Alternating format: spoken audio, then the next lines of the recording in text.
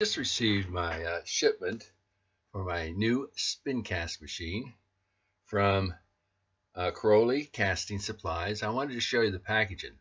Look how they got it on a crate. They got a plywood. They've got everything really wrapped secure. Just wanted to show you that as we open it up. We can take a look at it. That's where I got the spin cast machine from. And we'll just look at the plywood and the skid. Let's go take a look at, let's open it.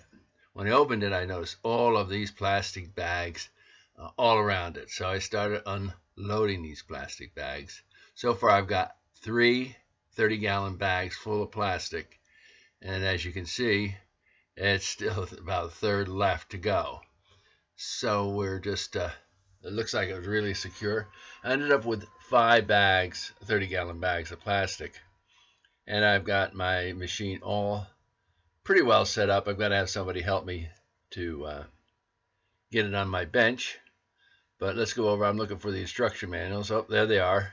So I'm going to pull out the instruction manuals and wait for my son to come over to help me get it on my bench.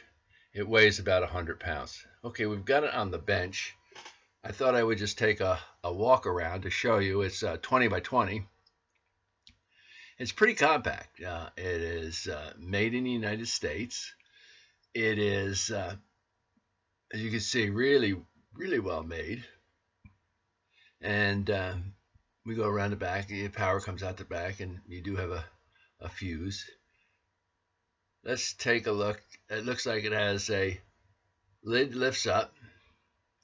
Here's where the lead comes in the top, goes through that into my spin cast mold. I'm going to just take off these 4 nuts that lock it down and take it off so I can show you. I do have a spin cast mold inside there, what you see. I'll put my top down, and there's my mold. And it has like a round circle just to keep it from sliding. So you put that on, you put your top on, you lock it down with your 4 nuts, and you tighten them all the way up, hand tight, one hand, and then they say go a quarter of a turn more. I think you're going to do it a little bit tighter. And then when you close it, let's close it. It has a lockdown. You turn that little nut so it keeps you from lifting it up while it's spinning around, which I think is a good idea. You have your on and off switch, plus your rotation, how fast it's going around.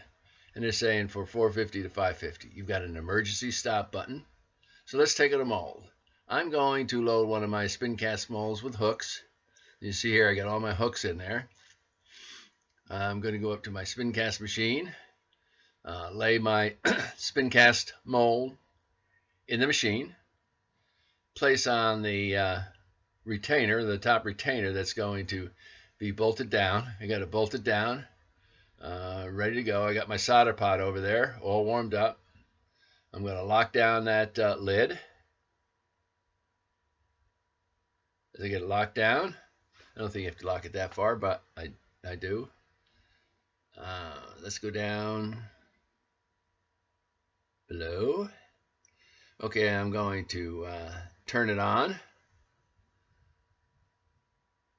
Turn on my switch. As you see, I'm running about 500 RPMs, 502, and you can adjust it there. The show is on, so it's now spinning. I get my little solder pot, get a ladle of lead. Okay, and I go over here to my spin cast machine. Dump my lead. Put my ladle back. Shut the machine off and stop spinning. It stops spinning pretty quickly. I'm going to unloosen my safety lockdown for the lid. Lift it up. Take off my 4 lockdown T's, I guess they call them, or lockdown nuts.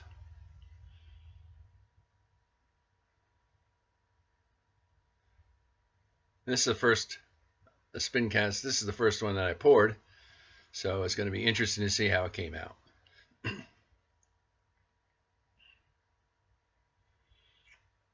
Remove the lid. Then take out my spin cast mold. Let's take a look at it. There it is. I've got some round heads and some hammer heads. This is for fly tying for our fly fishermen. But those are hammer heads. And it came out pretty good. I kind of like it. It did a very good job.